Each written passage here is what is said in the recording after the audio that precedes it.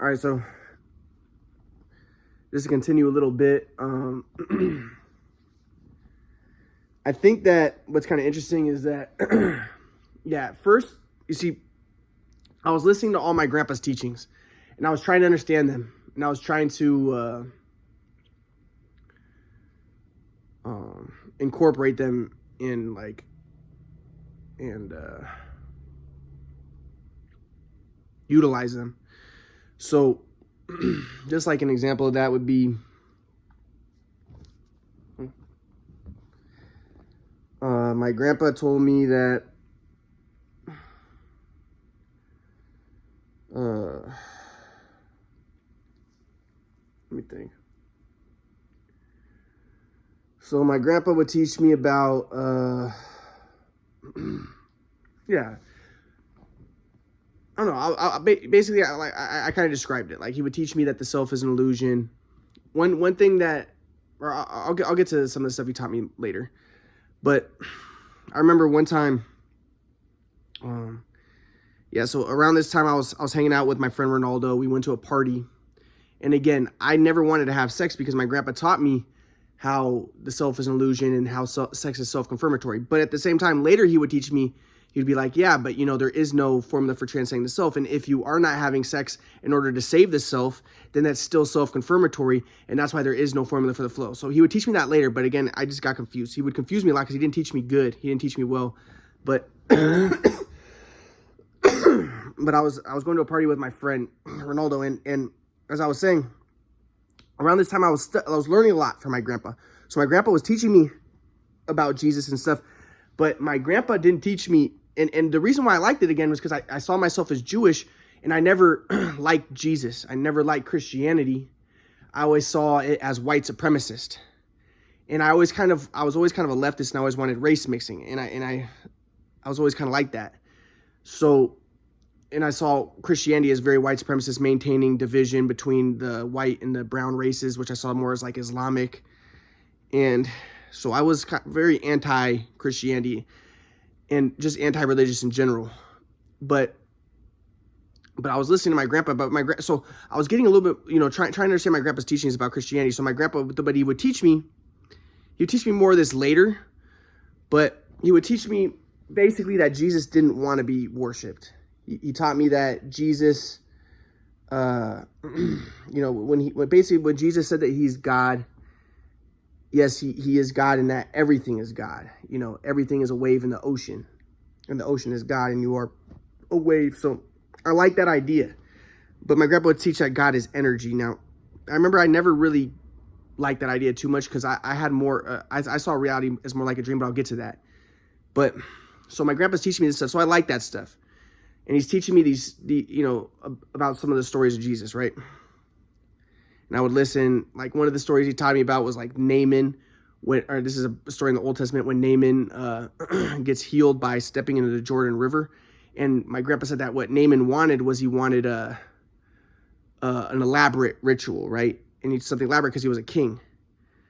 But when he stepped into the river, Elijah told him to step into the river. And then he was like, no, I'm not going to do that. But then he finally did it, and then he got healed. And my grandpa said it's because he humbled himself. And what humbling is like, now I understand, but at the time my grandpa didn't explain it well, but it's he transcended the self. And so then by transcending the self, my grandpa would argue probably something like, you open yourself up to energy, to the flow of energy, and then you can be healed, right? So I'm listening to all this stuff, and I'm trying to understand it, so I'm trying to be like, but I'm interpreting it more in terms of like, yeah, you transcend the self, and everything's like a dream, reality's like a dream, so yeah, you could become healed like that, right? So I'm trying to understand my grandpa's teachings. So I'm listening. And at the time, I didn't know metapsychiatry. I didn't know this was metapsychiatry. My grandpa just called it transpersonal psychology. So he's teaching me this stuff. I'm listening and I'm studying. And again, I liked it because my grandpa would say that Jesus was not, he never wanted to be worshipped and stuff like that. So I like that idea because I see myself as Jewish. I was like, yeah, I never liked the idea of Jesus and Christianity. Now,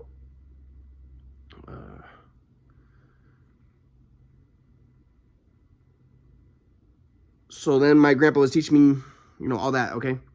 So then I remember I was with my friend Ronaldo, and we went to a party, and again, so because I was studying for my grandpa and stuff, I started trying to understand reality as like a dream. And the way I was seeing it, and people say that this is a symptom of schizophrenia when you start to see signs in your environment. But because I saw reality as like a dream, I was looking for reality to tell me what to do. So I was looking for signs, and like there was like this one time when I was with my friend Ronaldo, there was black cats. And this theme of a black cat kept on coming up throughout the whole night. And then I ran into my friend Keith Black. And then like other stuff, and there's all these synchronicities going on, crazy amount of synchronicities, and all the synchronicities, everything that I experienced was basically telling me, we're in a dream, we're in an illusion. And I started experiencing synchronicities to the point where I was just like, yeah, I know that we're in an illusion. Everything is reality is like a dream. So, but that night I remember, me and Ronaldo, when we went back to, we went to a party with some of the kids at our school. And when we came back to his house, his friend Isaac was there, and Isaac was Christian. And Isaac was trying to get me in Christianity. And now my grandpa was teaching me all this Christian stuff. So I could now communicate with Isaac, and Isaac was listening to me, and he'd be like, whoa. He was like, dude, he's like, you really have a lot of knowledge. Like you really have you're very intelligent. And I'm like, because I was studying with my grandpa. And he was like, dude, he was like, I think you're going to be a big spiritual leader. He's like, one of these days you're going to be a big time, like, spiritual leader. And I talked to Isaac, and I talked to him about how, like that one time when I was with that girl, and I told him how I lied to Ronaldo, that I told her to suck my dick, but I told him that I never really did that. I just wanted to be cool to Ronaldo. And really, I didn't want to have sex with her because my grandpa taught me that the body's an illusion and everything's, and everything is one. So I didn't want to have sex with her. And I really was just curious, because like I knew that if she wanted to have sex, I would not have had sex. But I was really just curious if she wanted to. So I was just like, and it was more of like I was performing an experiment. Like I wanted to see if she would say yes. If she would have said yes, I wouldn't have had sex with her. And maybe that's a part of the reason too why she said no, because she could sense that. And that probably is it, because like if I was a sociopath and psychopath and I just wanted to fuck her, I probably could have. And with all these girls, they all wanted to have sex with me. But I was just performing an experiment because I was just curious. I was like, I wonder if she does want to have sex with me. So I just went like this. And that was it. I never said suck my dick. I never did any of that. But I'm telling Isaac this stuff, and Isaac was like, dude, he was like, Ryan, it's funny because he said, all these people are talking about like, dude, Ryan Merkel, that motherfucker told a girl to suck his dick. That guy's evil and shit. But he's like, dude, you're the best kid in the whole school. You're a virgin. You never even had sex. And I lied to people. Like I told people, I had sex, but no, I never had sex until I was 23. So he's like, you're a virgin. And he said, and you're also this spiritual, because we're talking about the Bible and stuff, and I have all this knowledge about it because my grandpa's teaching me all this stuff. And I could go, like, my grandpa's teaching me all these stories about Jesus and all this stuff. And I had very deep spiritual insight about a lot of this stuff because my grandpa was teaching me. So Isaac was like, dude, he's like, one day you're going to be a spiritual leader. And he's just like, this is awesome. And he's like, and it's funny because people have looked down upon you. They demonized you. They thought that you did that thing with that girl and stuff. But he's like, no, but in fact, they think that you're evil, but you're actually probably the best kid in the whole Harvard Westlake. You've never done any drugs. All of them do drugs. You've never drank alcohol. All of them drink alcohol. You've never had sex. You've never done anything, really. You never gotten in a fight with anybody, which I didn't. And that was another thing.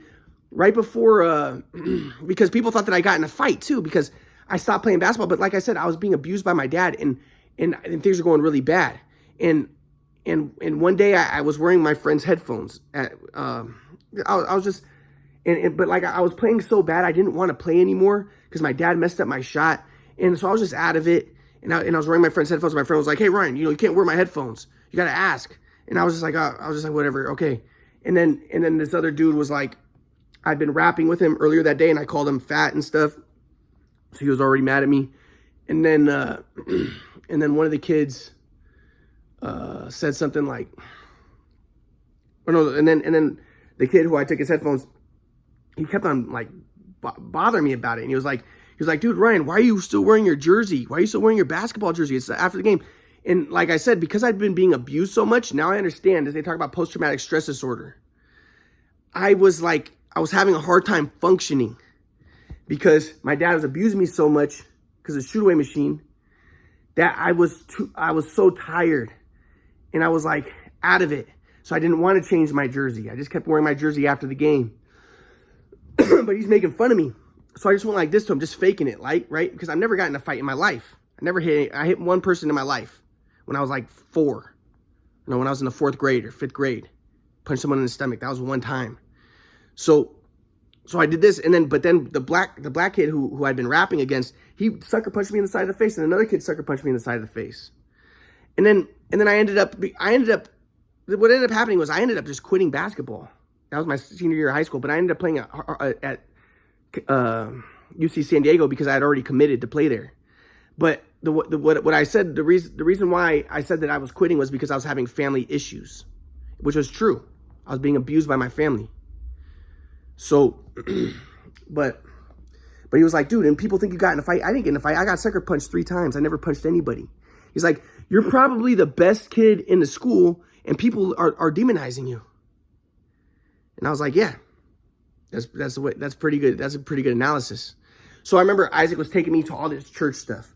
So we were going to like exorcisms and we were going to all this church stuff, right? So I'm studying this stuff, but still in the back of my mind, I never worshiped Jesus because in my mind, because my grandpa taught me, he said Jesus didn't want to be worshiped. So I'm going to all this church stuff, and while they're worshiping Jesus, I was just thinking about Hashem, and my grandpa would say you cannot even conceptualize Hashem. So I'm just like, I never worshiped Jesus, and in my mind, I thought that I was a Messiah still. So even though he's taking me to all this like church stuff, in the back of my mind, I'm like, yeah, I'm the Messiah. So while everyone's thinking that the Messiah is going to come and he's going to, it's all this stuff, I'm thinking I'm already here. And I'm studying this stuff, but I saw myself as a Messiah. And I still do. I still think I'm the Messiah. And I think that, what the quadrant model illustrates is that Hashem controls everything. And that's what the rabbis say the Messiah is going to do. He's going to prove that. And that's what I did. So Isaac's taking me all the spiritual stuff. So I'm learning a lot about Christianity. Then, but like that one night when I came home after all these synchronicities were going on, and at the time I didn't know what the word synchronicity, I didn't know about Carl Jung and shit, but that's what was going on. Synchronicities like crazy. So I was driving after me and Isaac and Ronaldo were talking, right? And then I drove up a freeway exit or a freeway entrance, and then a dude came from the other side of the freeway, flew over the intersection, and almost hit my car. And what I was playing on my car was Buck the Devil by Da Lynch Mob. And it's a song about the white man being the devil.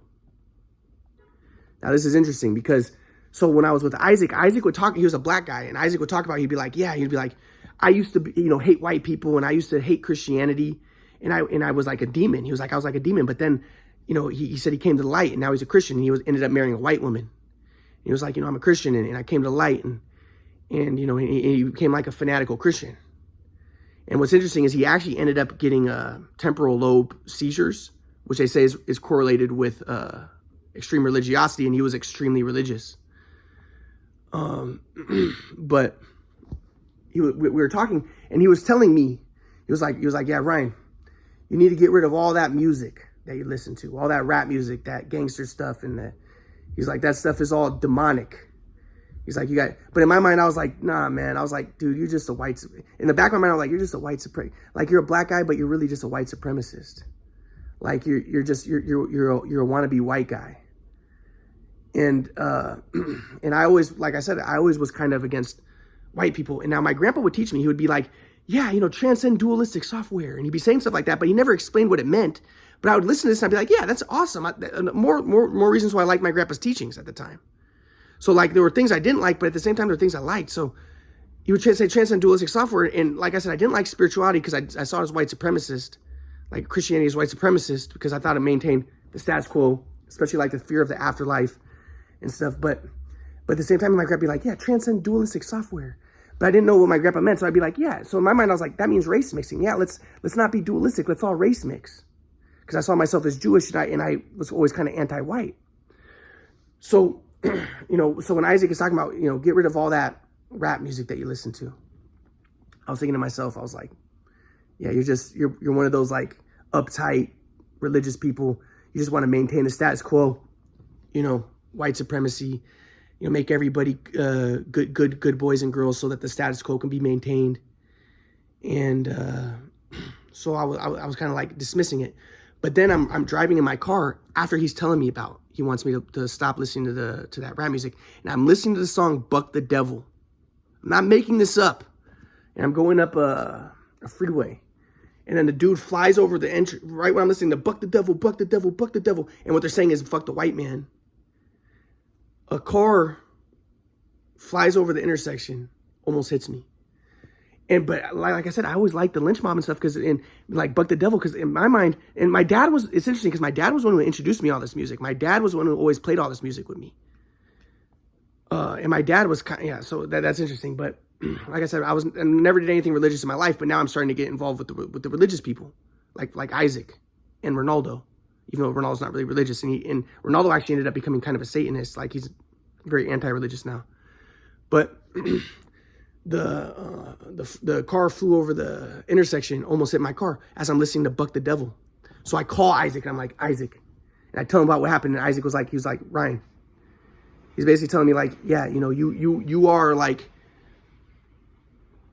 you're on a spiritual mission in the world, and like you're gonna do big stuff with this. And he's like, this is amazing.